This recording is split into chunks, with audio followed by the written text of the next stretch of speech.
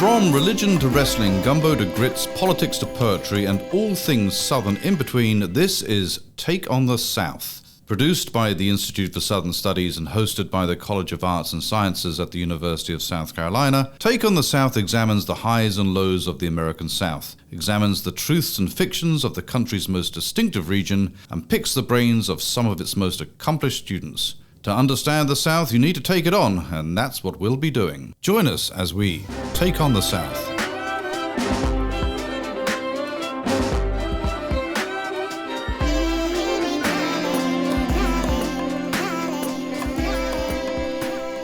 The places and spaces where we live are riddled with the past.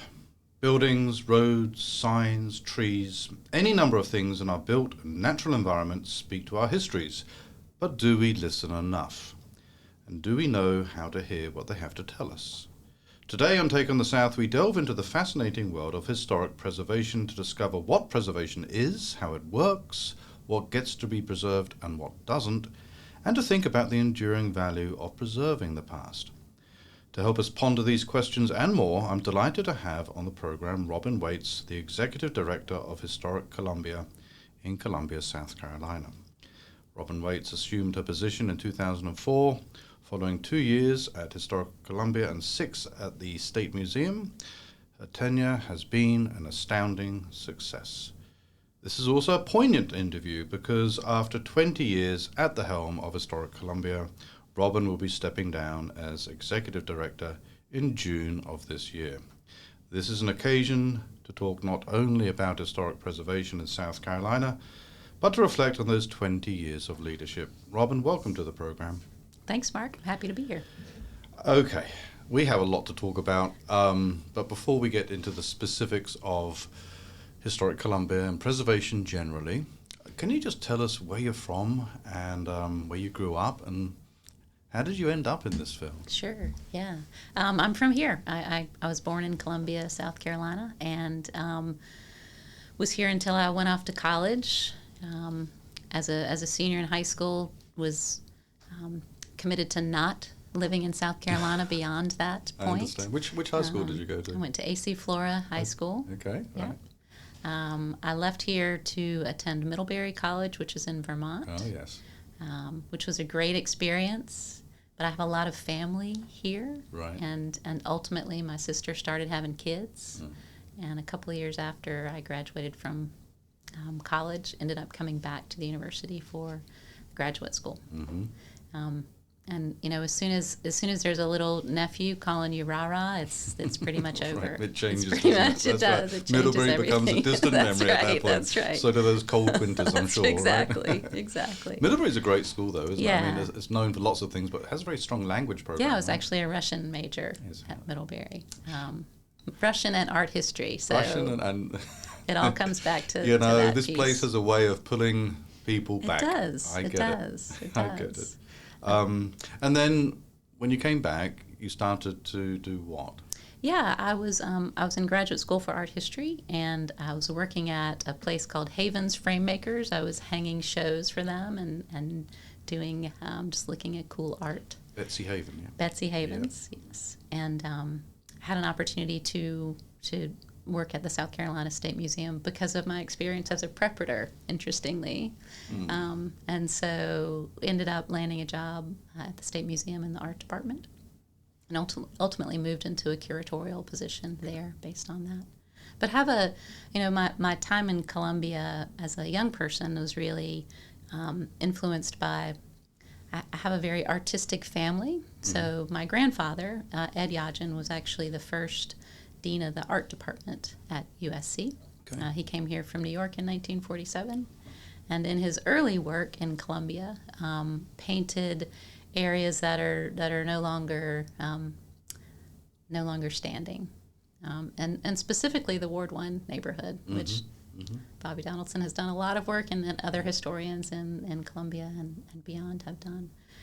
And so I had this really interesting sort of work all around my house as a kid that were images of Columbia and a very interesting kind of past of Columbia that others didn't necessarily think were interesting to paint, but my grandfather found really He was taught by John Sloan, who was a New York artist who liked kind of the gritty part of, Gotcha. of New York, and my Gotcha. grandfather kind of took that on and brought it here. So. Yeah.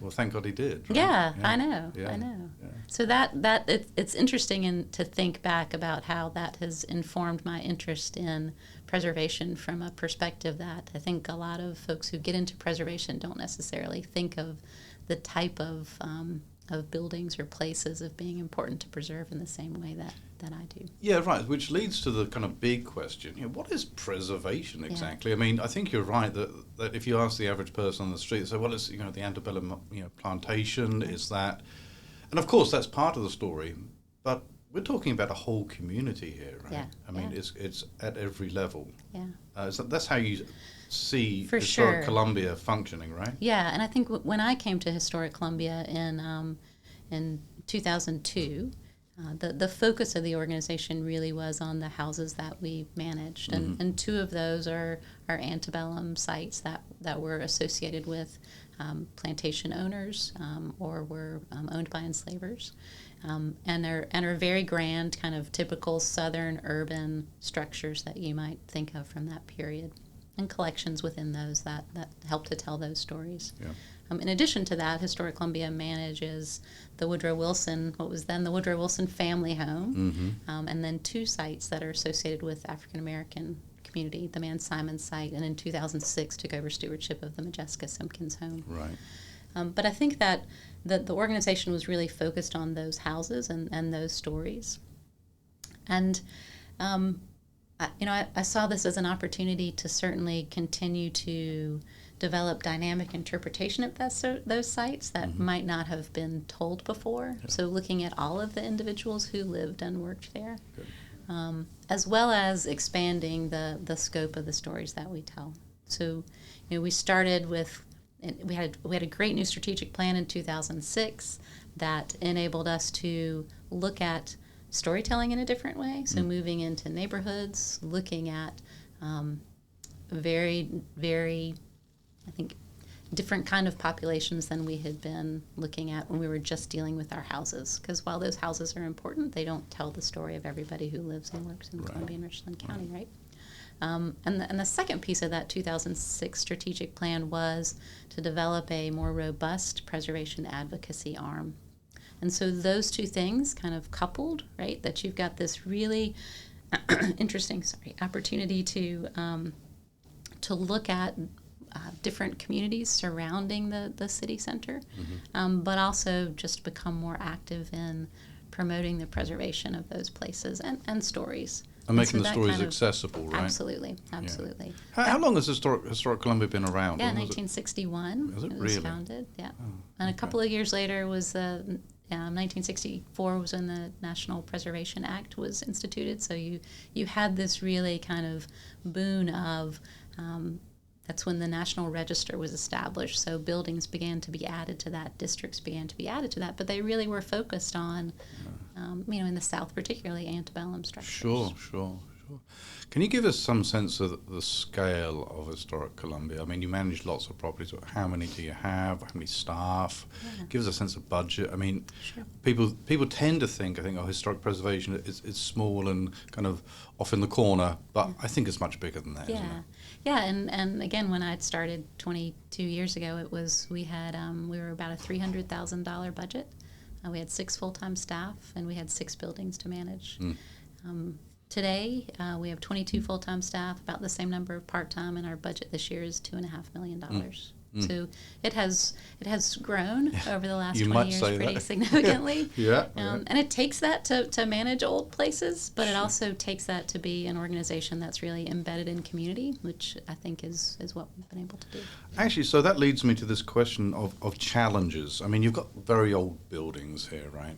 And it's not just, you can't just slap a, new coat of paint on, can you? Right. You have to be very careful, very curatorial about it. Absolutely. Can you take us through some of the challenges that you face at Historic Columbia in what is quite an unforgiving environment? I mean, physically, this is hot, it's humid. Rot should be a problem, I'm guessing. Yeah, for sure. Take us through what the challenges are. Yeah, I'll give you an example of a property that the Woodrow Wilson family home is a great example of this. So in 2005, we actually had to close that building. So it's a wood frame structure, was built in 1869. It was built on a brick base, but it was a balloon frame construction, essentially, which means it kind of ebbs and flows, like the building breathes, literally. Yeah. So in 2005, we had to close it because it was in such bad disrepair. We had staff who were giving tours, and they had fleas on their pants because there were like creatures living under that. Really? I mean, it was just it was a mess. Goodness. So we went through this historic structures report, which is something that you do when you're investigating, assessing the issues with historic buildings, and we found that the entire sill of the building was rotted. Oh. You could take a screwdriver and just press it through, and the big piece of wood that's holding the building up was totally compromised. Ooh. And so that was the first full-scale rehabilitation that I had been a part of. Mm-hmm. What's different about doing that versus what was done in the 1960s, let's say, to the Robert Mills house, is in the 2000s, we were really interested in preserving as much historic integrity as we could. So we pulled the claps off the building and saved those, pulled the paint off those, reinstalled those. We were able to go up at the Wilson house into the roof and determine what kind of roofing material was on it by the nail patterns in the roof. So we knew it was a wood shingled roof based on that. So we were able to kind of reconstruct this building. We went inside, we did paint analysis on the inside and the outside. So prior to the rehabilitation, it was just a gray building with white accents. Mm-hmm. And now it's this beautiful Victorian era building that has a really diverse set of paint colors on it, so it really pops when you go in. But there's tools now that are available to determine when it was built, what was used exactly, and then we could go back and implement that. But it's always, you're always kind of running behind. Right? Yeah. When you install, for example, a contemporary HVAC system in an 1860s building, right, it's not going to necessarily respond in the way that you might anticipate that it would have in the 1860s. So trying to introduce new systems into old buildings is always a challenge. So, you presumably have to rely on very specialized, skilled labor, right? You can't, it's not your average bloke down the road that can do this, right? And that's part of actually, Mark, the work that we have done is for that project, and it took years to complete. For that project, we brought in architects from Kentucky. We brought contractors in from Charleston. And we had specialists who were coming in from all over the country. One of the goals that we had at that time was to work to build a preservation program in Columbia and in South Carolina that would be more robust so that people wouldn't have to go outside of the state or even outside of Columbia to get preservation experts to come to the table. And so when you're able to kind of build that capacity locally, it makes it more affordable to do the work, but people also take a different sense of pride, I think, in that work if they're able to work with a hood construction as opposed to somebody out at Charleston. Yeah, I should imagine that pride is really important for the overall kind of atmospherics of it, right? Yeah, absolutely. So let me probe a little bit on this because I'm really interested in this question of authenticity, right? So what I'm hearing from you is that Historic Columbia got better over time at being more authentic because you had more tools, more analysis. So the colors are true to 1869 or whatever it was. What are the limits to authenticity, right? Sure. I mean, these sites, some of these sites are quite contested, right? You have enslaved people, Absolutely. you have plantation owners. What's the philosophy underwriting something like Historic Columbia and the idea of authenticity and preservation? Yeah. So I think for us, and if we stay at that site in particular, the taking it back to a certain period was important to us because we wanted to tell a story from a certain perspective, and that was that period. It was the 1860s, the Reconstruction. So today it is the Museum of Reconstruction at the Woodrow Wilson family home. While a house museum or organization like ours might, from an authenticity perspective, then repopulate it with furnishings that would have been used by the family that lived there. Right. At the Wilson site, we had 11 artifacts that were connected to the family. And so it was not the right thing to do to repopulate that as the Woodrow Wilson family home. We knew very little about his time here, and we didn't want to try to recreate something that wasn't authentic, right? And so that was our first sort of foray into creating a museum in a historic house. That the envelope is really important to us, but in terms of people's experience at the site, we think that can be informed in more dynamic ways if it is a different kind of storytelling, if there are exhibits in it, if you use artifacts in different ways. So we've kind of done away with this idea of you having to feel like as you walk into the house, you're walking back into the 1860s, so much as you're learning about what that period was like. And there's value to that, to people who still do that sort of traditional historic house museum. I mean, we don't find that is as impactful for our visitors, and it doesn't enable us to tell the kind of stories that we want to tell at those places. So how would you weigh that the more traditional approach of sort of walking through the door and then kind of in 1869 versus this envelope approach of this is interpretive, highly contextual? Where's the field moving? Yeah, I mean, I think that there's a combination of that still is going on, and maybe the work that we've done at the Hampton Preston site is more kind of along those lines. So when we did a new interpretation at HP, which was a site that was built in 1818, is really known for its association with Wade Hampton I and his family. That was the story that Historic Columbia was telling at the site when I arrived. Yeah. We found that we have a lot of information about the enslaved individuals who lived there and who worked there, as well as its time during Reconstruction when the governor lived there. It was then a college for women. It was then a tourist home. So there's all sorts of stories that you can tell at that site. And so I think that having the opportunity to just be really creative in those spaces, that it gives people access. It helps a different group of individuals feel like they belong in that space than just the people who might have connected with Wade Hampton I and his family who was there.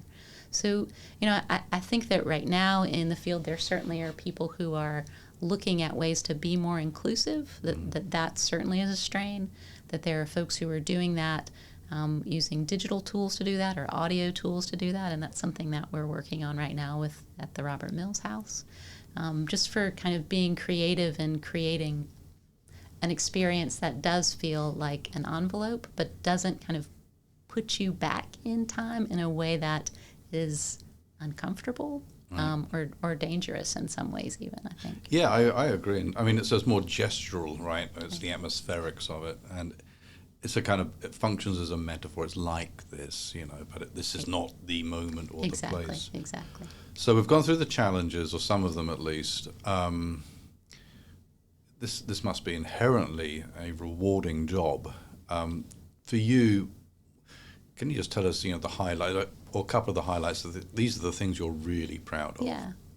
Yeah, I mean, I don't want to harp on the Museum of Reconstruction, right, but that probably harp is, away, I think, for me, really an important turning point for the organization, because we were willing to address the Reconstruction era, which people had not been willing to talk about prior to that. And so it was really it was a transition point, I think, for the organization. We reopened it in 2012, and we're really anxious about the reception that it would receive. Because people were talking about Reconstruction in a very different way at that time, and we were trying to debunk the myths of that era.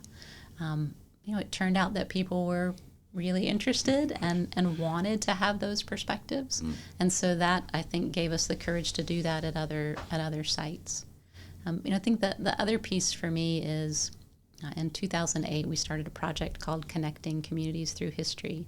And that was a part of going out into community and collecting, again, very different stories. And it started geographically. We were looking at neighborhoods, and then turned to thematic areas. So we have explored the African American community, the Jewish community, the LGBTQ community.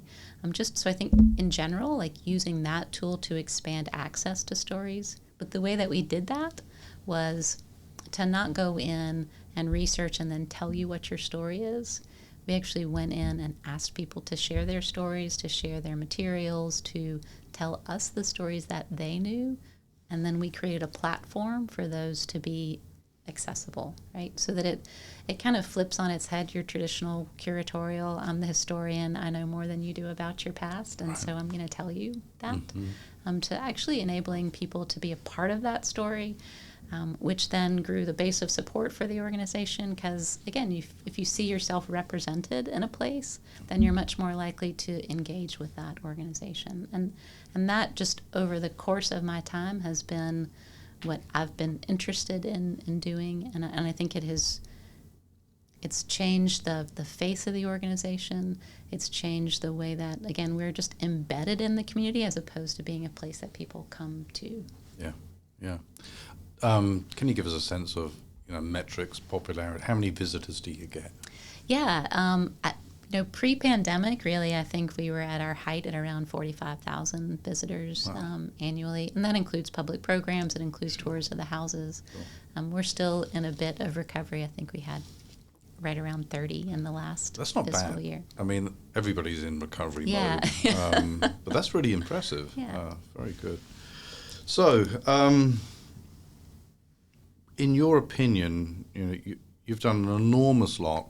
You've grown it with your fabulous staff, some of whom I know, some of whom I'm going to meet soon. What does Historic Columbia look like 20 years from now? If you had your druthers. Yeah.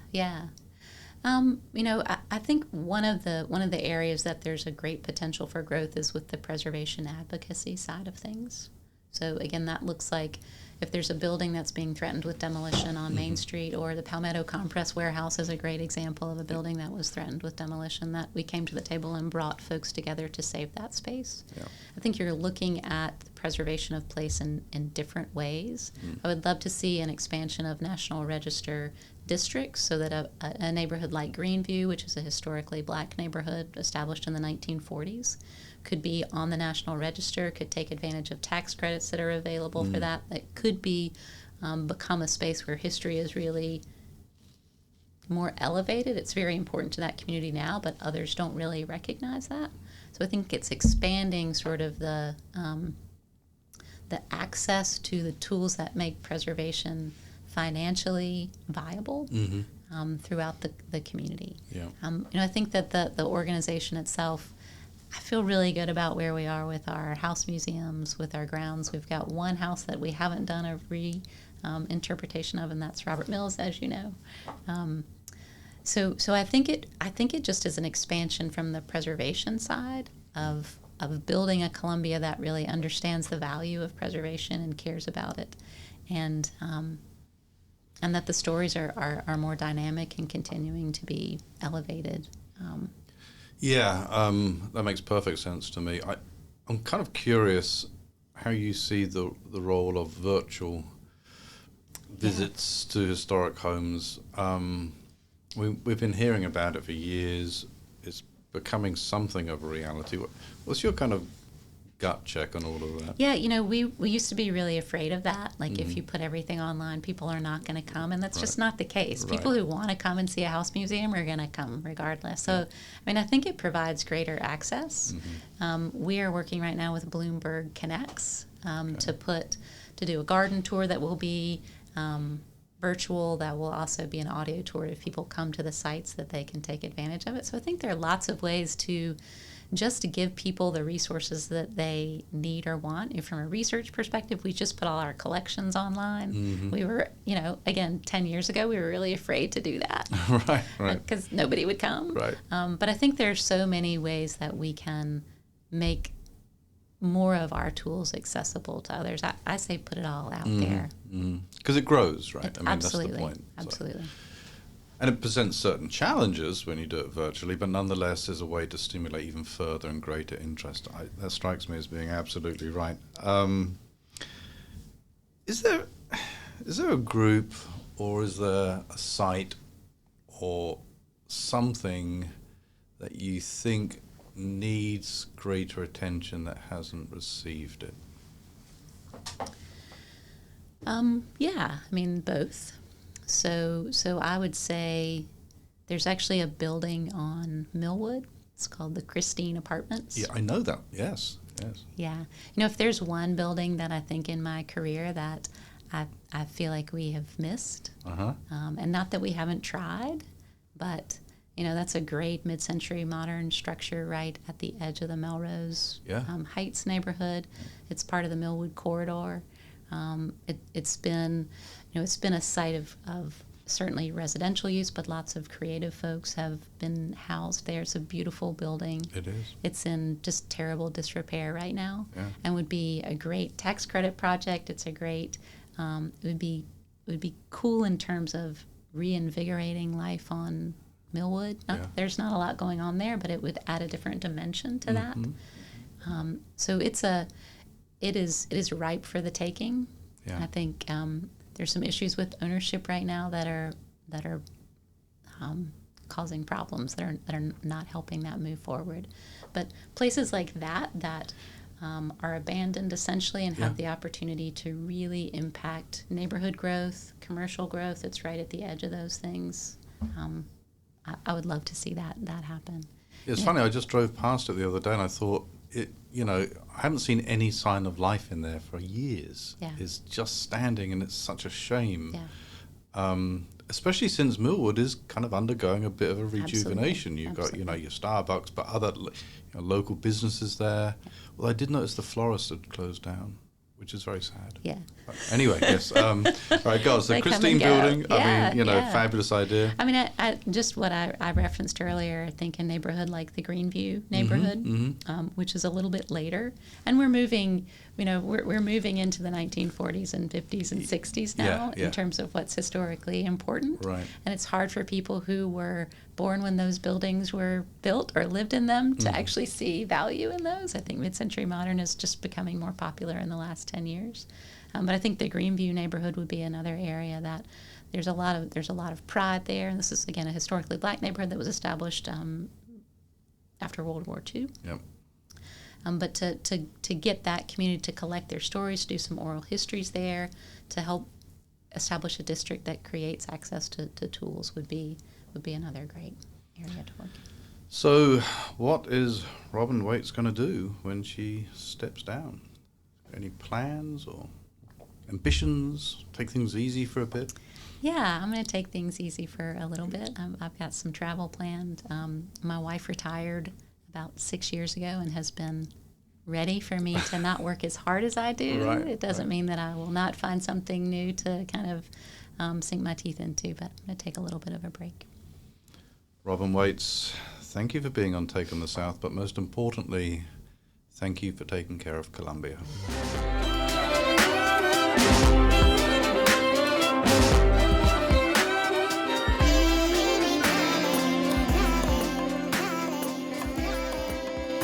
That was our Take on the South. Let us know yours. Find us on Facebook, Twitter, and Instagram at U of SC South. Take on the South is produced by Matt Simmons of the Institute for Southern Studies. Special thanks to Professor Dave Garner of the University of South Carolina School of Music for composing our music. Tune in next time for another Take on the South.